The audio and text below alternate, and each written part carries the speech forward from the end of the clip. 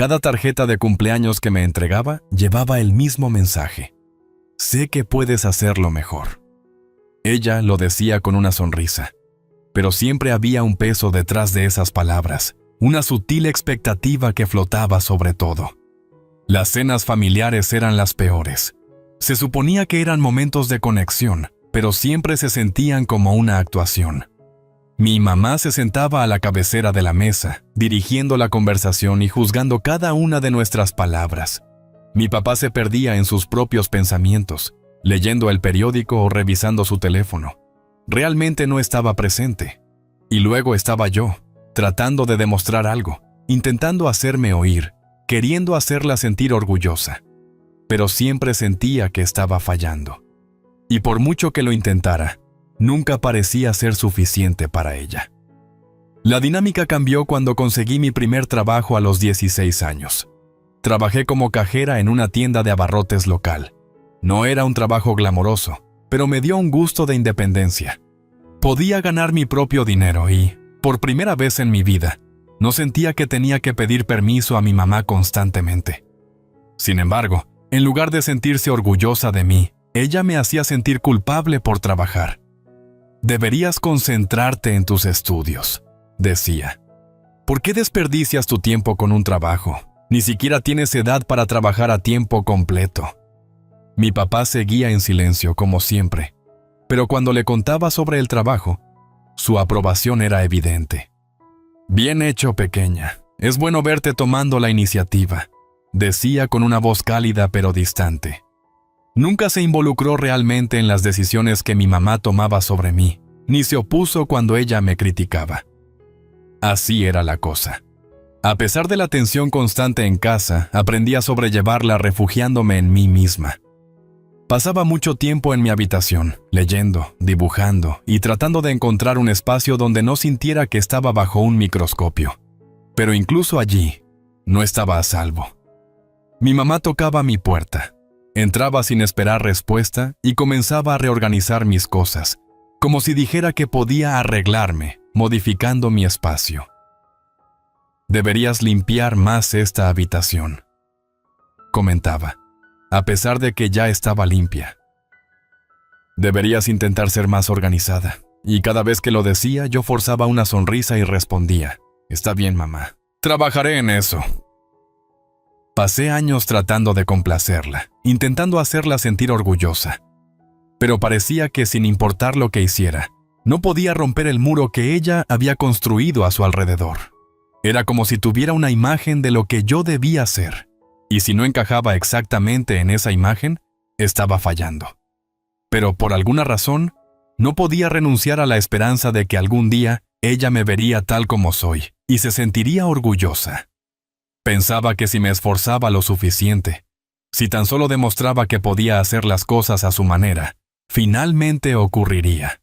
Pero ese día nunca llegó. El silencio de mi papá era un recordatorio constante de que él siempre se rendiría ante ella. Tal vez no era tan crítico como mi mamá, pero tampoco era realmente solidario. Siempre estaba presente físicamente, pero emocionalmente estaba en otro lugar. Y luego llegó el día en que todo cambió. Era una tarde de jueves. Mamá y papá estaban sentados en la mesa del comedor, y yo acababa de llegar del trabajo. Llegué un poco tarde, pero pensé que no importaría. Entré a la cocina y vi a mamá de pie, con la cara tan fría como una piedra. No sonrió. Ni siquiera me reconoció al principio. Estaba a punto de decir algo cuando ella se volvió hacia mí con una expresión dura, una mirada que jamás había visto antes. ¿Dónde está el dinero que dejé en mi cartera?, preguntó. Me quedé paralizada, mi estómago se encogió. ¿Qué quieres decir?, pregunté tratando de mantener la calma. El dinero, repitió. Los billetes de $100. Han desaparecido. Me miró, entrecerrando los ojos. ¿Lo tomaste, no?, parpadeé, sorprendida.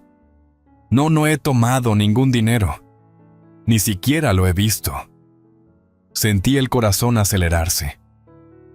Te juro, mamá, no lo toqué, pero sus ojos ardían de acusación y dijo las palabras que destrozarían todo. Estás mintiendo. Sé que lo tomaste. Siempre has sido sigilosa, siempre tratando de esconderme algo. No tomé nada, exclamé, con el pánico apretándome el pecho. ¿Por qué haría eso? Llevas tiempo actuando como una ladrona, replicó, elevando la voz. Lo sabía. Siempre estabas demasiado ansiosa por tomar lo que no era tuyo. Quedé en silencio, aturdida.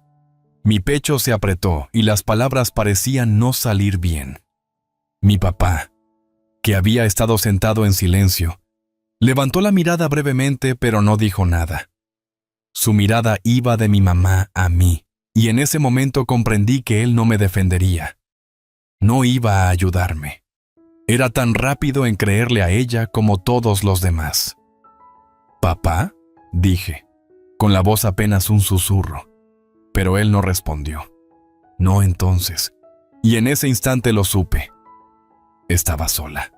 La discusión comenzó con una simple pregunta, pero se descontroló más rápido de lo que pude comprender. Había llegado del trabajo, con el aroma familiar de la comida de mamá llenando el aire, cuando noté la tensión en la habitación.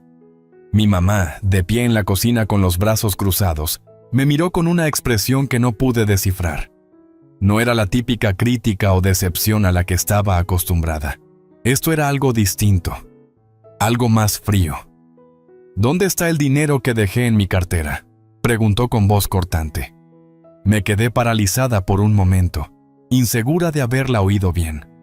Mi corazón comenzó a latir más rápido, pero me obligué a mantener la calma. «¿Qué quieres decir? No he visto ningún dinero, mamá», respondí, con un dejo de inquietud en mi voz a pesar de mis esfuerzos. Ella no respondió de inmediato. En lugar de ello, me dio una larga mirada evaluadora, como si intentara medir mi reacción. Sus labios se apretaron en una línea delgada, y cuando finalmente volvió a hablar, sus palabras dolieron más de lo que esperaba. «No me mientas. Tenía $100 en mi cartera y ahora se han ido. Sé que lo tomaste». Mi pecho se apretó, y una mezcla de shock y confusión inundó mi mente. «Mamá, te juro que no lo tomé. Ni siquiera he estado en tu cartera», dije, intentando hacerla ver la razón. Pero la acusación ya flotaba en el aire, suspendida entre nosotras, y nada de lo que dijera parecía importar. Sus ojos se entrecerraron, su mirada se endureció mientras daba un paso más hacia mí. «Te vi husmeando por la casa anoche. Sabía que estabas tramando algo», exclamó. «Esto no es la primera vez, ¿verdad? Siempre has tenido los dedos pegajosos». Sentí como si el suelo se desmoronara bajo mis pies. Abrí la boca para protestar, pero las palabras no salían. Nunca había robado nada en mi vida, ni siquiera lo había considerado. La idea de traicionar a mis padres, de tomar algo que no me pertenecía, no estaba en mi naturaleza. Pero sin importar lo que dijera, sin importar cuántas veces lo negara, su mente ya estaba decidida. «Crees que soy tonta, ¿verdad?». «Sí, conozco a mi propia hija. Siempre ha sido sigilosa, siempre tratando de ocultarme algo». Apenas podía respirar. Mi corazón latía con fuerza en mi pecho. Esto ya no era solo una acusación. Se sentía como si estuviera destrozando todo por lo que tanto había luchado. Siempre había intentado ser la hija ejemplar. Siempre había tratado de hacerla sentir orgullosa, pero esto era demasiado. «Mamá, tienes que creerme», dije, mi voz quebrada. «No lo hice. He estado trabajando todo el día. No he tocado tus cosas, te lo juro». Ella no escuchaba. Su expresión no se suavizó. «Estás mintiendo. Siempre mientes», escupió, con palabras venenosas. «No soy tonta. Sé que fuiste tú». El rostro de mi papá palideció. «Yo también estuve equivocado», dijo en voz baja. «Debí haber dicho algo. Debí haberte defendido. Pero el daño ya estaba hecho. La confianza se había perdido. Ya no se trataba solo del dinero. Era acerca de años de manipulación, de cómo ambos se habían aferrado a sus suposiciones sobre mí. No era una criminal, no era una ladrona, pero a sus ojos me había convertido en una. Me levanté de repente. La silla rechinó ruidosamente contra el suelo. No puedo hacer esto. No puedo fingir que todo está bien solo porque ahora quieren arreglarlo, exclamé, con la ira emergiendo. Deberías haber confiado en mí. Deberías haber creído en mí. Pero no lo hiciste. Me volví hacia la puerta, con la mano en el picaporte. Antes de poder salir, la voz de mi mamá me detuvo. «Quiero que te vayas de esta casa», dijo fríamente. «Ahora. Ya he terminado contigo». Me quedé allí, paralizada, sin saber cómo reaccionar. La habitación parecía girar a mi alrededor. Las palabras resonaban en mi mente. «Quiero que te vayas de esta casa». Mi propia madre, la única persona a la que siempre había intentado agradar, me estaba ordenando que me fuera. Miré a mi papá una última vez, buscando alguna señal de que intervendría, que detendría aquello, pero no había nada. No se atrevió a encontrarme la mirada. Mi mamá no esperó a que dijera algo más. Se dio la vuelta, desestimándome como si fuera una simple molestia. «Lárgate», repitió, con voz dura, «y no regreses hasta que hayas aprendido a ser honesta». Me quedé allí un momento, tratando de asimilar lo que acababa de suceder. Pero no había nada que entender. Esto no se trataba de ser culpable o inocente. Se trataba de que ella eligió creer en su propia versión de la historia, sin importar la verdad. Recolecté mis cosas, con las manos temblorosas. No sabía a dónde ir, pero sabía que ya no podía quedarme allí. No más. No con ella. No con él. Mientras salía por la puerta, el peso de las palabras de mi madre, de su traición, se hacía insoportable. Sabía que los había perdido a ambos. Y ese pensamiento, más que cualquier otra cosa, era el que más me dolía. Los días siguientes a esa noche pasaron como en un borrón.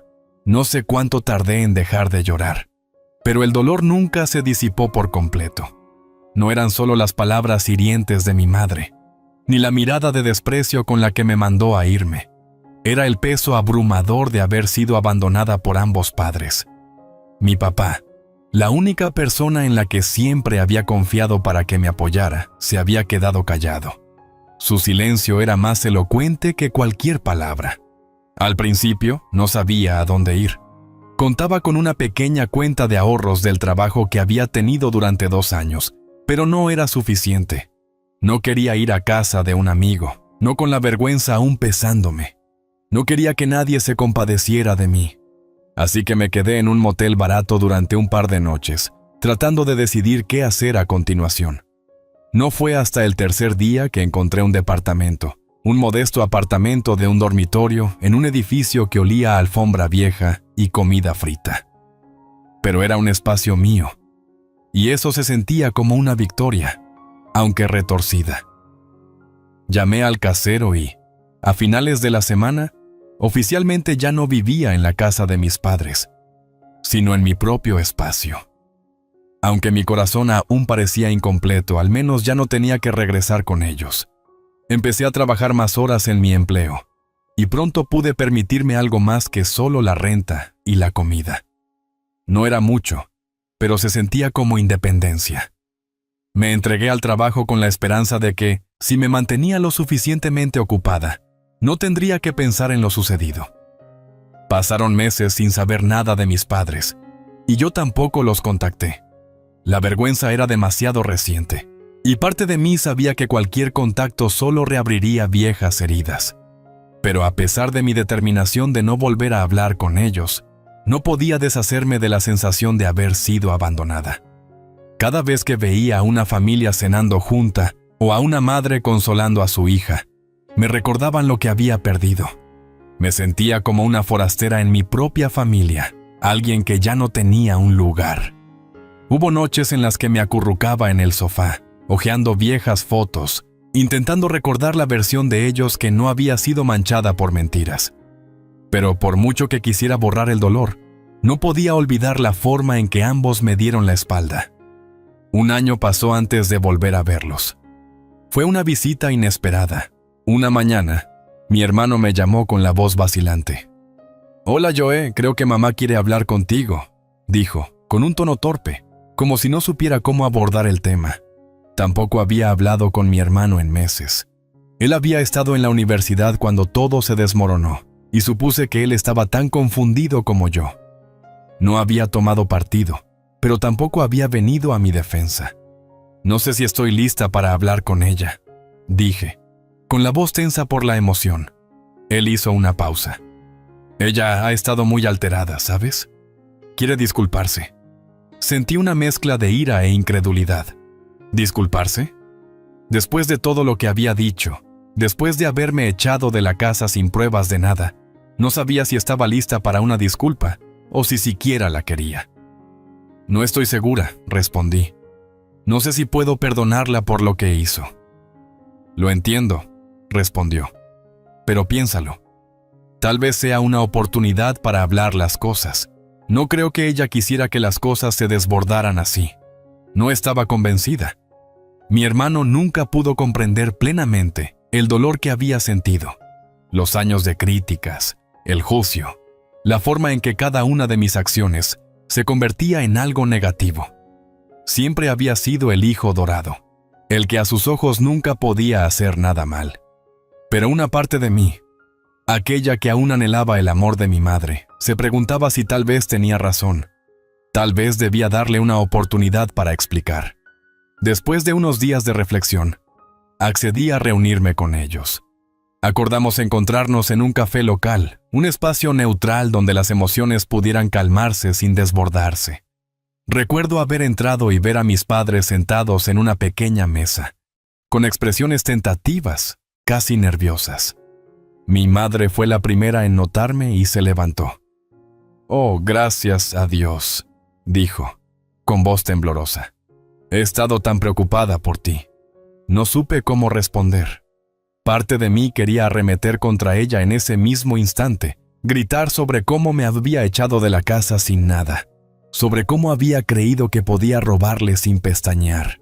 Pero otra parte de mí, una parte que odiaba, deseaba creer que tal vez las cosas pudieran volver a ser como antes. Tomé asiento, con el corazón palpitando en mi pecho.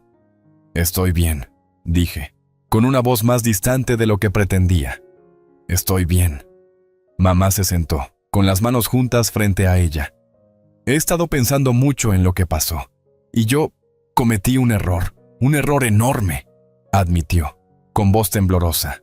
«Me equivoqué al acusarte de algo tan terrible. Debería haberte confiado». Sus palabras me golpearon como un puñetazo en el estómago. Quería creerla. Quería creer que la mujer que me había criado podía reconocer el daño que había causado. Pero no fue suficiente. Ella podía decir las palabras, pero el dolor seguía ahí, profundamente en mi pecho. «No sé si entiendes lo que hiciste», susurré. «Me quitaste todo lo que tenía. Me hiciste sentir como si no fuera nada, como si no mereciera tu confianza y papá». Él se quedó sentado y lo permitió. El rostro de mi papá se volvió pálido. «Yo también me equivoqué», dijo en voz baja. «Debí haber dicho algo. Debí haberte defendido, pero el daño ya estaba hecho. La confianza se había perdido. Ya no se trataba solo del dinero. Se trataba de años de manipulación, de cómo ambos se habían aferrado a sus suposiciones sobre mí. No era una criminal, no era una ladrona, pero a sus ojos me había convertido en una». Me levanté abruptamente, haciendo que mi silla chirriara ruidosamente contra el suelo. «No puedo hacer esto. No puedo fingir que todo está bien solo porque ahora quieren arreglarlo», exclamé, con la ira subiendo. «Deberías haber confiado en mí. Deberías haber creído en mí. Pero no lo hiciste». Me volví hacia la puerta, con la mano en el picaporte. Antes de que pudiera salir, la voz de mi mamá me detuvo. «No te vayas, por favor. Lo siento. Yo solo», dijo, pero yo ya no pude escuchar más. «Adiós», susurré, y salí. Mientras pisaba el aire fresco de la noche, sentí el peso de todo lo sucedido presionándome. Había perdido a ambos, y ese pensamiento, más que cualquier otra cosa, era lo que más me dolía. Sigue la confrontación, el dolor y la lucha por la independencia en cada paso que doy, por cada recuerdo y cada traición, hasta que al fin, tras enfrentarlas y descubrir la verdad escondida en unos extractos bancarios que demostraban la transferencia de dinero desde la cuenta de mi padre a la de mi madre, supe que debía romper de una vez por todas con ese ciclo de manipulación y dolor. Con el corazón en un puño, llamé el timbre de la casa. Me enfrenté a ellos con pruebas en mano y, entre acusaciones y lágrimas, expuse la verdad. No había robado nada. La culpa recaía en ella, en su necesidad de controlar y distorsionar todo a su favor, y en un padre que, en su silencio, permitía que eso sucediera. La confrontación se tornó en una catarsis dolorosa que me obligó a dejar atrás esa vida.